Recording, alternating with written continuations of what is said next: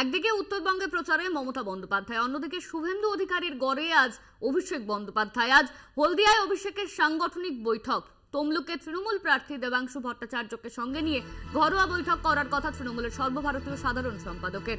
2009 সাল থেকে কাথি তমলুক লোকসভা তৃণমূলের দখলে থাকলেও পরবর্তীতে সেখানকার দুই প্রাক্তন সাংসদদের সঙ্গে দূরত্ব বেড়েছে তৃণমূলের। সেই জায়গায় তমলুকের নতুন মুখ দেবাংশু ভট্টাচার্য। অন্যদিকে বিজেপির হাতিয়ার পদত্যাগী বিচারপতি অভিজিৎ গঙ্গোপাধ্যায়। এই পরিস্থিতিতে অভিজিতের বিরুদ্ধে লড়াই কতটা কঠিন হবে দেবাংশুর পক্ষে? জয় ছিনিয়ে নিতে কোন স্ট্র্যাটেজি নেবে তৃণমূল? একাধিক বিষয়ে আলোচনা করতে আজ হলদিয়ায় অভিষেক বন্দ্যোপাধ্যায়। একাধিক বিষয় নিয়ে আলোচনা করতে আজ দেবাংশু ভট্টাচার্যের হয়ে প্রচারে অভিষেক বন্দ্যোপাধ্যায়। দেবাংশুকে নিয়ে হাই ভোল্টেজ প্রচার।